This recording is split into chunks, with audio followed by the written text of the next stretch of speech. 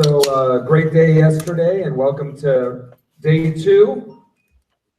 We are going to be diving into the real meat and the real decisions right off the bat this morning. A quick announcement about lunch. Fill out your lunch cards. We will take a 15-minute grab and go working lunch. So if you do want to run out and grab Subway or something, you can, or have it delivered here to you in this manila envelope. With that said, let me turn it over to Ricardo to get us started. Okay, good morning, everyone. Thanks again for a really productive day of conversations yesterday. So I think it'd be helpful just to spend just a minute or so just recapping some of what we were able to accomplish yesterday, and then we'll transition into what we're hoping to get done today. So yesterday, we took the time to review some of the guiding principles that this committee is going to adopt moving forward as it develops the request for proposal. Staff provided some summaries of some of the public comment that's been received today. We had some discussions on the target population. You've already given us some feedback on the type of services that you would like to see delivered. And we had a really good conversation on community engagement and some of your expectations for what community engagement should resemble. And we even dived in a little bit to talking about impact to local partners and taking steps to ensure that folks work with each other and collaborate to notify other partners if there's potential for overlap or duplication of services. So today, what we're hoping to do is to dive into a few other topics. Some work on the grant cycle, talking about funding, some, what that includes, some amounts, some things that you guys have been really kind of pressing into, and we've purposely held back for this moment. Talk about pre-qualifications and what that might mean in light of the number of proposals that we anticipate this body will receive. Technical review components, what role data-driven practices could play in this process. And we'll spend some time later on today as well talking about some of the timelines that we tentatively have in store for you guys. So before we dive into number 10 in your issue paper, which is the grant cycle, are there any questions about anything that we discussed yesterday, or is there anything that you guys want to revisit before we proceed with today's agenda? Yes. I have a process question. Absolutely. So after after an RFP has been created, will it go out to the public or to the community for review first, or is that not a transparent part of the process? So I think right now, what we have occurring is it may take us a few iterations to get the draft RFP correct with your feedback. So staff will design it based on the things that we've heard yesterday and today, bring it back to this body as many times as we need to, and then we'll at some point take it to the BSC board for approval. We'll post it on our website where it's public, and we'll go from there. So I don't know if there's any other plans as of right now. All the meetings are open to the public. We do post all the materials online. So we try to be transparent in that manner. Does that give you some response? Okay. Any other questions?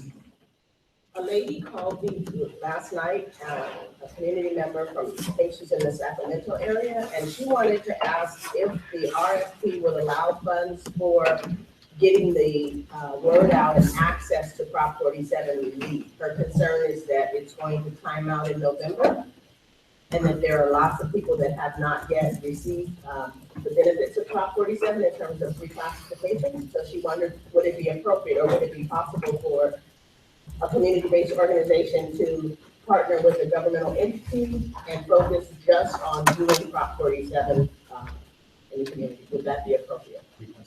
I just had a quick comment. We're sponsoring a bill to extend that time for 5 years that we're very hopeful that will pass. So we tried to get it extended permanently, but I don't know if there's other legislative people who know the details. But last word I heard is that we're very optimistic. Yeah, I heard that too. Yeah. We've been testifying that it was sponsored by RDA. So that doesn't answer your question, but that hopefully will solve the problem if the legislature extends it. The legislature should pass. I'm the co-sponsor of the bill with Bonnie Dumanis. Right. And the bill, we wanted it to be an indefinite extension of that, but it's going to be until 2022, November of 2022. And at this point, I would say it has a greater than not chance of passing. That doesn't quite answer, but we'll probably come back to it later. Maybe we can talk in a break. I don't have an answer for you, so maybe we can talk in a break. Okay. Jessica. Maya's question causes me to think of something that I meant to ask yesterday. Have we received any guidance about how we react to inquiries from prospective applicants? People contact us and I assume promoting their program. How should we deal with that? If possible, I don't know if she's here yet, but our Director of Communications, Tracy Cohn, was here yesterday. I think we would just like a heads up so that we can make sure that a consistent message is being delivered. You guys are all free to, as individuals, if you want to give comment, you're welcome to. It may be easier to give us a heads up so that, if, we can sometimes provide some information that they may be asking questions of you with a different eye, and maybe not aware of the full process of what's being asked of you. So if you want to refer them to us, we can. If you feel like it's a question that you can answer and you're comfortable answering, that's on you as well. Well, I'm thinking about the legislation that's pending now that involves the Coastal Commission and interaction with applicants and disclosure and all that stuff. And I'm wondering, do we have an obligation not just to disclose the fact of the contact, but what was discussed? Aaron McGuire. Yeah, thank you, Judge Oskin. Yeah, there's no rules that specifically govern ex parte communications with this board or with the ESC body. However, I would be mindful of the fact that this is a competitive bid process, and to the extent that anyone is seeking advantage by either lobbying or through communication or anything like that for preferential treatment, my strong caution and advice to you would be not to engage with people who are seeking to benefit from a grant, either as a grantee or a sub-grantee. So to the extent you're contacted by someone seeking money, I would again refer them to our communications director and just say, I can't talk to you about this. That would be my preference. I should reject the invitation to go to Hawaii for. Yes, and file your Form 700 with the board, please. Thank you. So, ready to dive into number 10? Yes, thank you. Let's dive.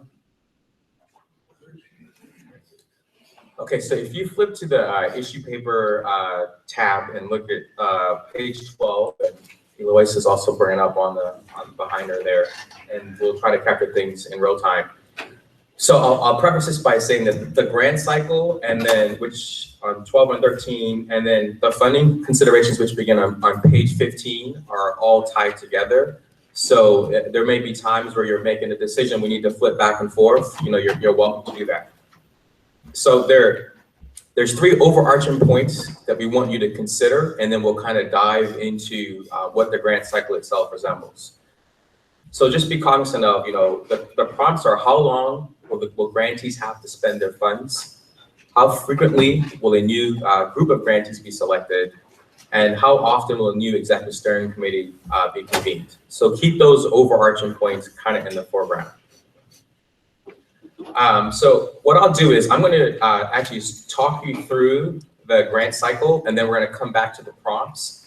That way, when you get to A and B, you'll have some context for it. So E, can you scroll down a little bit when you get a chance to, please? So we're going to start on the 3-year cycle, just for ease of explanation, and we can obviously revisit those. Last call for lunches.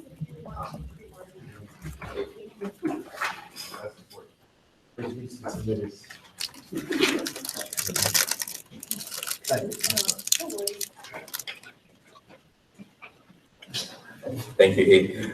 Okay, so the chart that we have before you that starts 3-year cycle, and it says option A, option B, and option C. I'm going to start by just explaining each column, and then we'll beneath it, if you choose to read ahead, you'll see that there's pros and cons for each. So year one, think of it in its more pure sense, that's where we are currently. year 2, FY, the next fiscal year, and then year 3, so on and so forth. So right now we're developing the RFP, and then at some point this body is going to make a recommendation to the board for who should be selected for funding. Come year 2, if you choose option A, we're just going to start there for now. There will not be a new request for proposal or RFP that's issued. There will not be a need to do any new rating. But what this particular approach assumes is that this committee is going to generate a ranked list of proposals. So for simplicity's sake, I'm just going to pick a number, don't quote me. 30 proposals that are selected. Maybe in year 1, this committee says we're going to fund 10 proposals. In year 2, another 10, year 3, another 10. That's the essence of that kind of a ranked list approach. The assumption with that ranked list approach is that this body wants to get money out to the most applicants or the most proposals into the field. And so, you've got that first set, and then you can choose how long they're funded for. Maybe it's 3 years. In year 1, they've got 3 years to spend it. Then the next fiscal year, that next cohort or that next group is selected, and then so on and so forth. If you kind of keep going on option A, under like that pros and cons list, so to speak, each year, a new set of grantees is awarded funding. There's no workload for the ESC in years 2 and 3. One of the cons is that at some point the rank list may become outdated. If come year 3, it's been 2 years, that's a consideration. So that's option A. We'll move on to option B, but then we'll come back and we'll make time for questions. On option B, year 1 kind of remains the same. That's where we are currently. We'll have those grantees that are selected and you make recommendations on. There is a non-competitive reapplication process, which essentially means folks will give us an update on the progress that they've made to date, 1 year into their proposal. And I'd also note that you could do that also under option A if you so choose. Similar to option A, no new rating factors, and then it's the same group of grantees. So now if we kind of go down to the pros and cons, so with this particular approach, the assumption is that you are funding fewer grantees, but there's probably a bit more emphasis in terms of like larger amounts maybe going to these particular approaches. And then you can kind of see some of the sub-cons below it. Funds are awarded to the same grantees each year. So there's that kind of train of thought. The last option, option C, this particular approach, a new RFP is reissued pretty regularly. The ESC in this particular approach may meet, annually or with a greater frequency than they would in options A and B. There's a new set of grantees that are brought in each year. There's a bit more of a workload. And then we also have some challenges with overlapping contracts.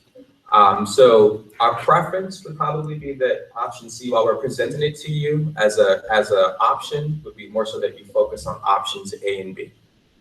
I see a question. Go ahead, Bonnie. Yes. In terms of option C, it says greater administrative work for the BSCC. Yeah. So that if what it costs administratively, if that's taken from the fund, or are you all paid from a different source? Will the administrative costs, additional costs be eaten up the fund? Yeah, well, we think of it in a different way. So it's more so the behind the scene processes for staff in terms of how often we need to convene a body to put out a new RFP to do all that work. So there are costs that are associated with it, but it's more so the workload more than anything else. Okay, so the BSCC board, our administrative workers are paid from this fund. Yes. So yes. Stephanie? So on option C, it would be the same RFP. You would just reissue it and then Start over. Could you have an option D then, where the same RFP that we've developed by the time we're done with this process is just reopened again next year? People have, whatever the time period is that we decide.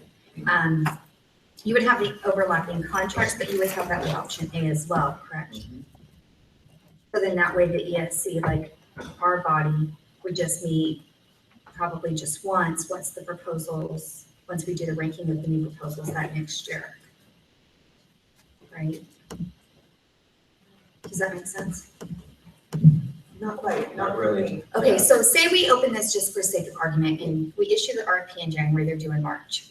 So we do that this year. We get them all sent to us. We review them, we score them individually. We come back as a body in April and we decide who's going to get funded for that first year.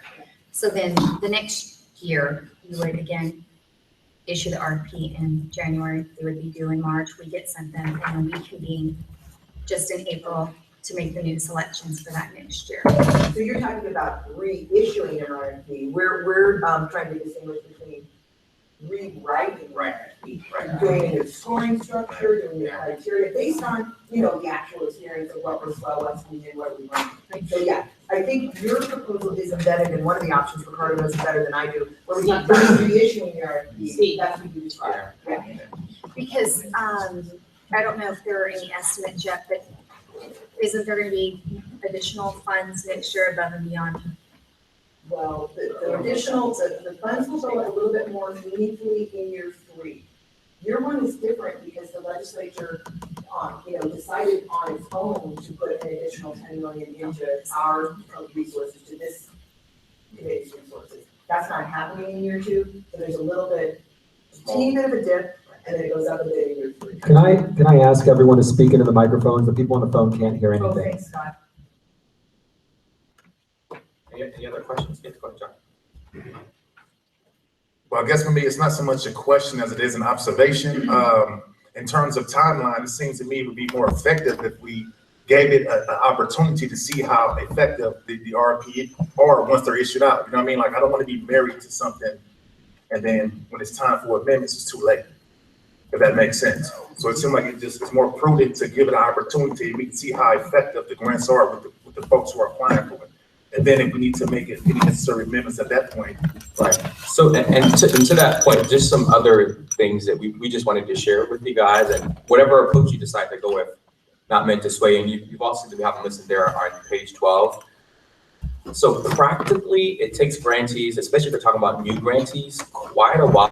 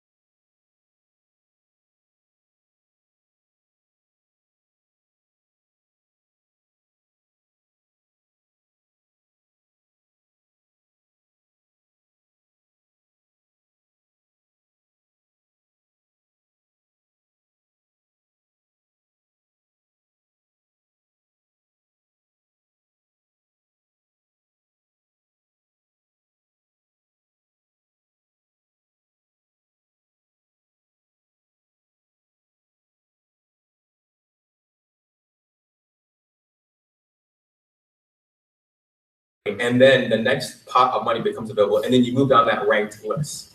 And the next option, so option B, you fund them all out of that. Then the next year, they come back, and then it's the same grantees again. That's administrative. Well, this concept we're talking about where we have the first 10 get the first year, and then next year, we hope. I don't always have the same staff next year that I have in place this year. So then all of a sudden I'm told, hey, you got money now, you're in a constellation round, so next year you get funding. Now I gotta,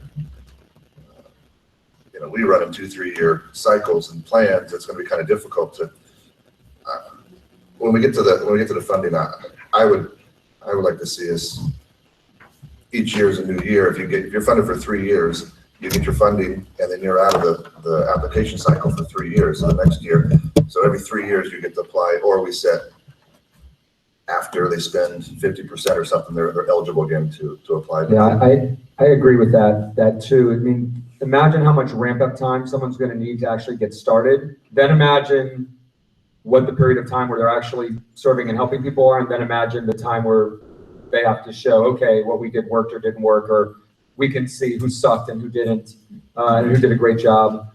I think 3 years, I mean, let's just start there. Does everyone, let me not put it that way. Is there any opposition to moving forward with a 3-year grant cycle? Before we even look at A, B, and C, is there any opposition to saying yes to a 3-year grant cycle? I have a question, Scott. This is Jerry on the phone. Bring it. Can you guys hear me okay? Yeah, perfectly. Okay, and I can hear some of your comments on the beginning already given you guys. My question is regarding if we do go with the 3-year plan, will there be some type of performance measures in place to determine the funding based on, say if they're not performing, will we reconsider moving the funds to an organization that is performing? Because we don't want to have someone have a grant for 3 years and they're not using the funds accordingly, and they're not being able to give the resources to the appropriate people. So are we going to evaluate them at some point and say, okay, these organizations aren't performing like this type of tweet, and give the money to either a new organization or organizations that are performing well and can actually use additional funds to maybe they want to award it. Charity,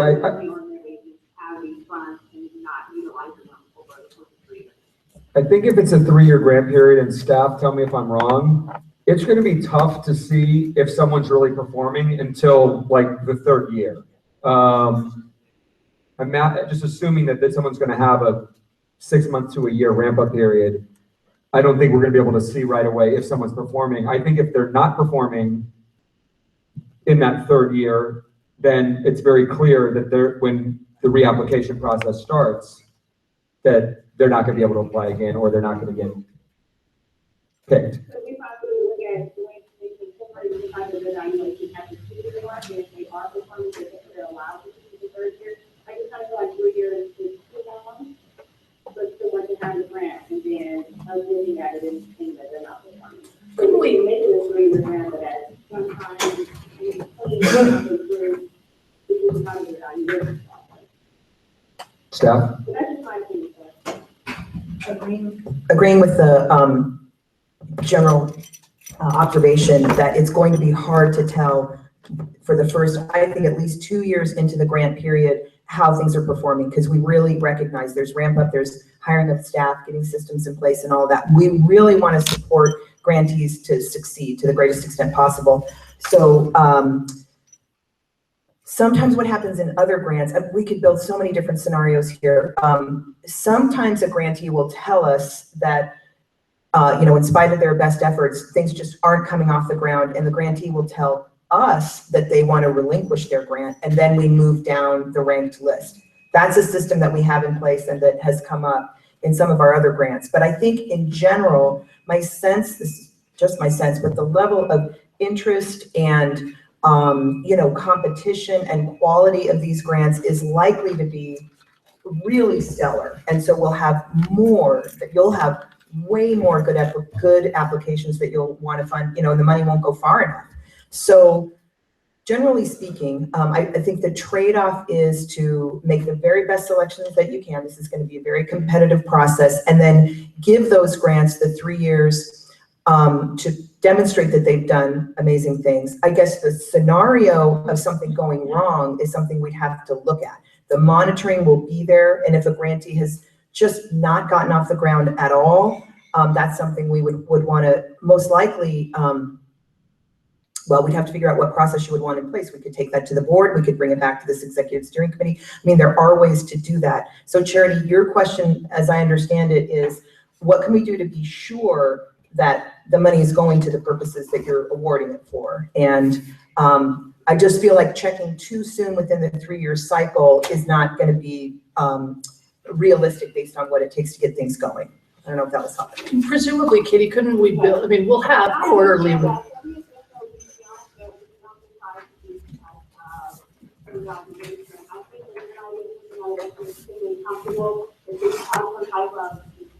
Right.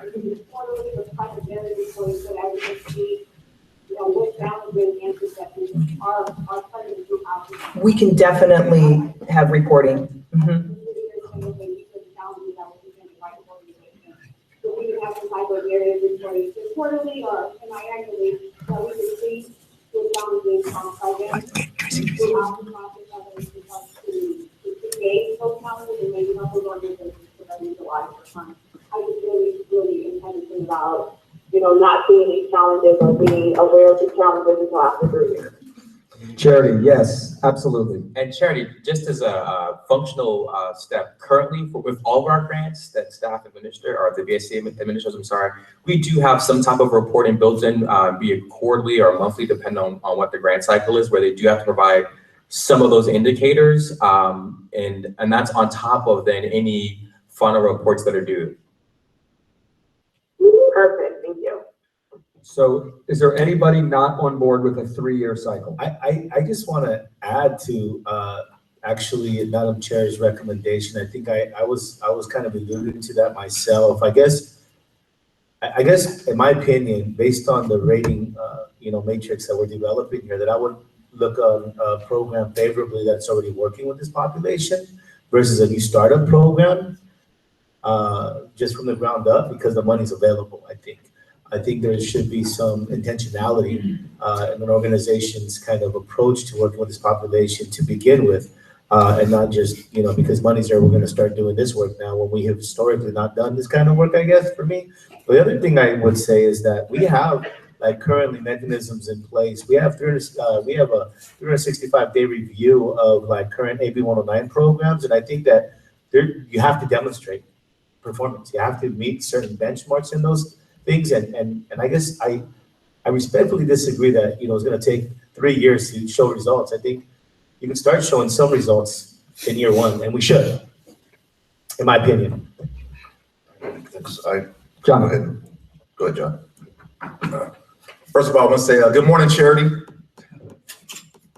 don't know if you can hear me, but good morning, I can hear you. Oh, okay. In terms of the 3 years. You guys out in the background, sorry. No problem. I do want to say I agree with Charity strongly. I believe that by year 2, after 2 years in, if we do anywhere from a semi-annual to an annual review, where they just saying this was going on, I get the first year, even a year and a half, but by 2 years, something should be going on. Now, I'm not saying it should be, my expectation isn't through the roof. My concern is by year 2, 2 years in of funding, if you're operating in an egregious fashion, like if you're just, nothing is happening, because the pot of money is extremely small for a state like California. So we're really not in a position to just be throwing money out there. So I think we have a duty to the California to ensure that these savings are going where it needs to go. So I think 2 years is sufficient enough time to evaluate if someone is failing. I think that's the way we should look at it. Not so much the success, but if they're failing. And then the second piece would be, and this is, nothing is perfect, right? But in terms of that remaining year, let's say if someone, Ricardo, I think you mentioned it. Say if someone folds or someone says, look, you know what? It's not for us, we don't have the capacity. That remaining pot of money that would have went for that 1 year, just as a suggestion, can go back into the next pot, because it's not enough time to give to someone else. And at the same time, try to evaluate that. Because my concern is, it's more than just giving the money out. We need to make sure the money is doing what it needs to do. Especially in recognition, just real quickly, in recognition of our community members who spoke. This is about people's lives. This is real. we don't have that much money, but to me, I won't sleep good at night if it's not going to where it needs to go. Amen. So Give it to medics. let me just add an amendment to this. Do we all agree with the 3-year cycle with evaluations and the ability to assess and stop someone who is not making any progress? Yes. After the second year? Is there any objection to that? Good, is that an objection? No, it's a question. When you say evaluation, what do you mean by evaluation? I think I'm asking them to determine that. They'll draft something and they'll bring it back to us. Okay, because I'm very comfortable with them saying, you're not meeting your stated objectives. Let me Right. come in here and provide you technical assistance to try to get you up and running and going. Monitoring. Monitoring. Correct. Going into year 3, if they're not doing it, then we don't extend the contract for a 3rd year. Yes. We agree on that. Any other objections? I think the only amendment I would add to that motion or recommendation is that at year 2 or after the subsequent year, if I'm understanding this correctly, other grantees can come into the fold. Is that correct or no? Is it the same grantees? We haven't actually decided that yet. That's Okay. the conversation we're going. Yeah. Cart before the horse. Yes, ma'am. Okay, so since the initial funding is going to some type of public entity, and then the vision is that they are going to be subcontracting or passing through to a organization that's going to be providing the services. If they do not meet the objectives, are we going to allow the public entity to select a different provider? And if that happens, do we have to give approval for that other selected provider? So I just want to put that out there so we can think about what that mechanism looks like. Great. Will you guys take that into consideration as you draft this? Thanks. And I agree with John that the 2-year would be my minimum, because with a government agency, if we get awarded in April, we have to go to our board. It's going to go back and forth to the state for 4 months. Unless our board allows us to do retroactive pay where we can start hiring, nothing's going to happen until November. So that we've already wasted 10 months of that first part of the 3-year cycle. So if we're going to be evaluated at month 12, well, we all failed. So I'd like to at least say 2-year review at that point. It's a great point. I think the staff has enough to go back and draft this in a way that we'd be really happy with in light of all the comments about evaluation. Charity, thanks for kicking us off on that conversation. Now let's look at A, B, and C. Does the committee, I just kind of want to do a little straw poll, but I don't want to do a straw poll on where people are feeling if they don't understand the 3 columns. Do we need more explanation about how each of the columns would work? Yes? I have a question before we go into the explanation. So based on, I know this year there was a little bit of controversy on how much the state savings were going to be. Different groups predicted different amounts, and the legislature kind of supplemented it with that additional funding. And so can we come up with, a threshold where if it's less than X million dollars, we just continue to go down the list? But say it's like 30 additional $1 million. I mean, something significant, then we would probably want to say, okay, we can keep the same RFP to make that process a little simpler, but let's open it up, because I know even within my own organization, in 2 years, 3 years, a lot changes, especially when you're working in a good direction and trying to accomplish things. So if there's, a significant amount of money, maybe we come up with a threshold. If it's less than $5 million or 10 million, we just continue down the list. But if it's something over that, we reissue that RFP to get new ideas, new thoughts, new partners, things like that. Staff, possible? Absolutely. That's an absolutely. I think we're all in agreement there. Yes, Tom? I just got a question about, so we have a pot of money, say 35 million, and we get so many applications, and so we look at it, we look at the RP process, and we think there's 20 programs that really are stellar, that stand out. So then how do we operate in terms of divvying up the money? Do we just take that 35 million and divide it equally among those programs? Do we ask them to, give us what they think they need? How is that? Ricardo? That's our next section. Oh, That's our very Sorry, next section. That's okay. No, that's not a bad thing. Just remember those questions. Come on, we're not at, yet, that's right, we're not at the horse. I'm not trying to speed us up, sorry. Still the cart. So can I just take a little show of hands of where people are feeling? Because I know I'm not feeling option C, but there may be other people that love option C.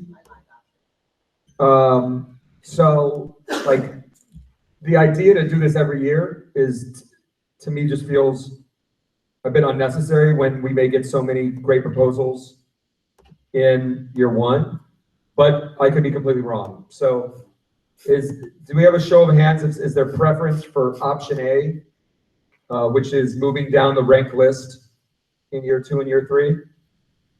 Can I just I'm just not entirely clear on these different options. Okay, so let's So just.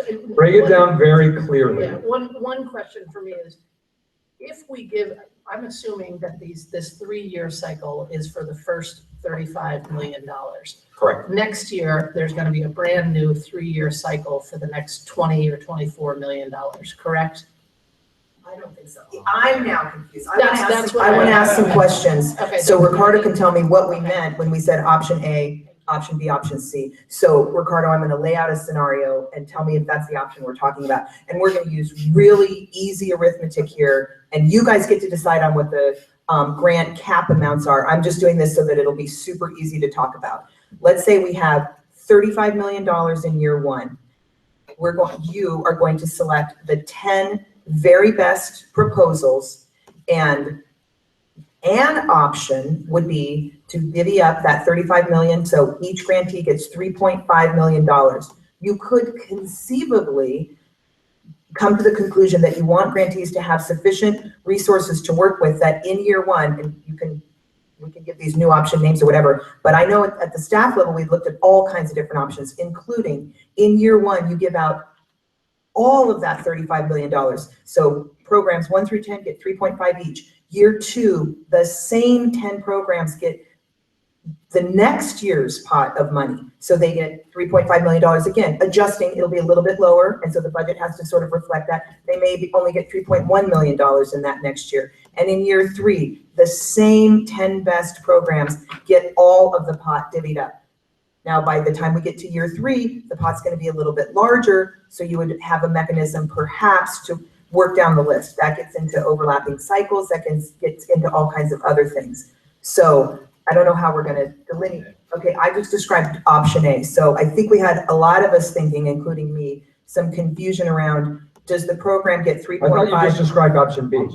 You just described option B, not option A. Same grantees. See, yeah, I agree, Scott. And I don't like option B at all. You don't like option B? I don't. Okay.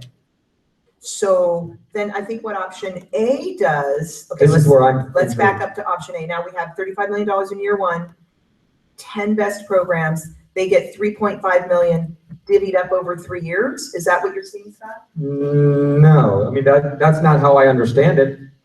Explain to me what this is. I thought in year 1, let's call it 10 programs. We're going to determine the amounts later.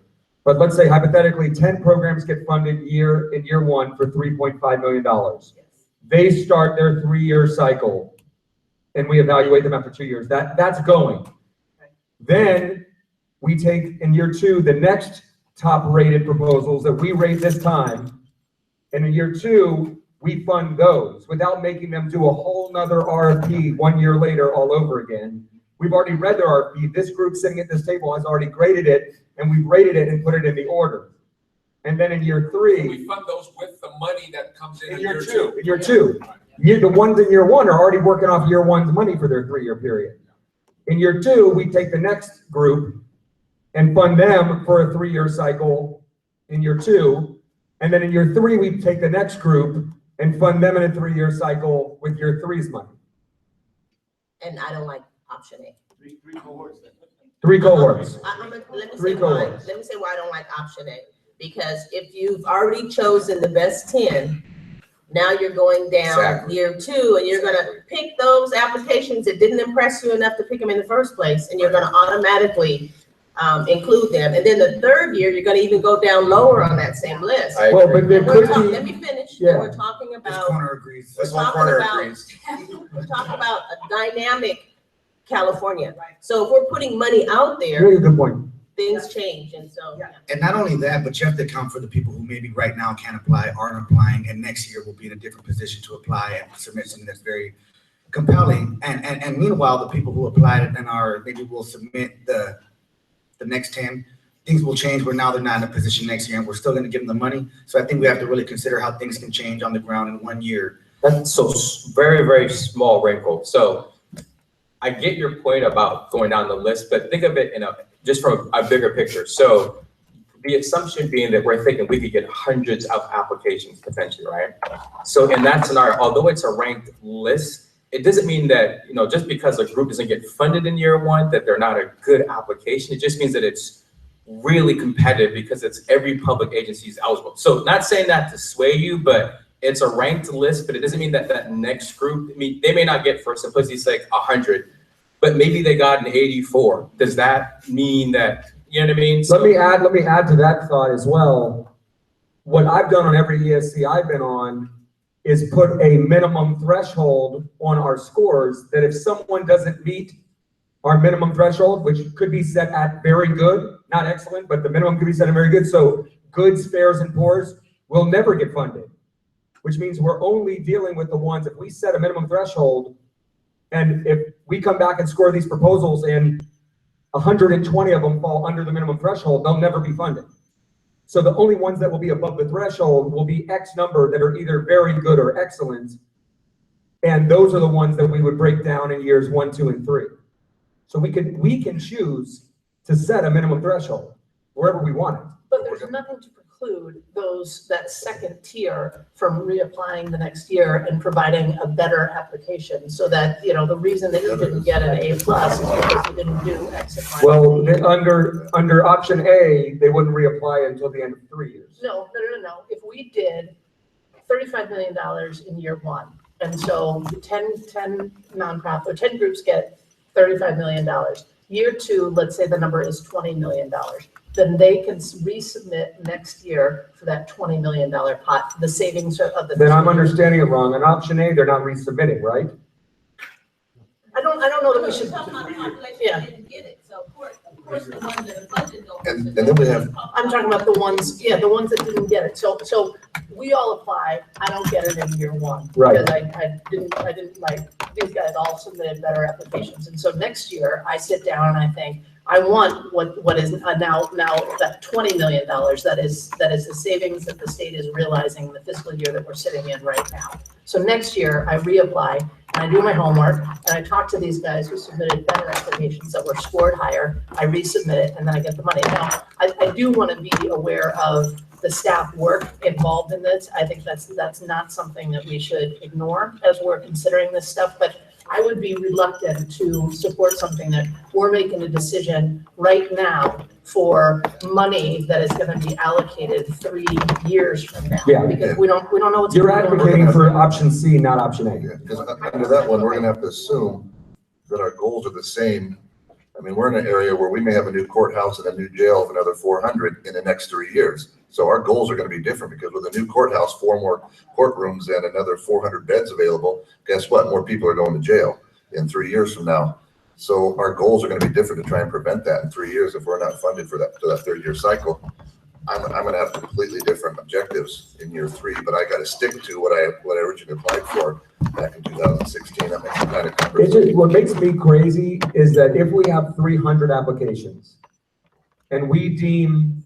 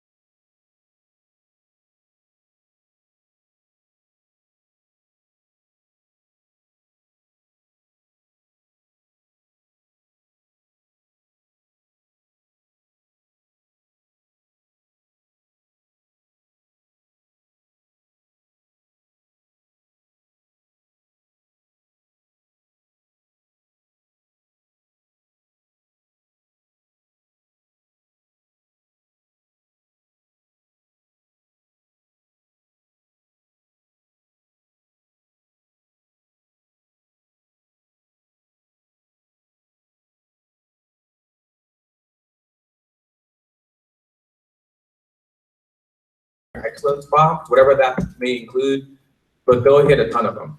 Then there's a group where you're like, you know, about 4/5 of it's there, and then so on and so forth. So this, for a practicality matter, there's usually, you know, a good amount that meet. Now, there's still quite a few that, despite all of your really good, clear criteria on, but that's why you rate them. So I just want it to seem like it's a lot that are incomplete. I'm gonna make a motion to move us forward.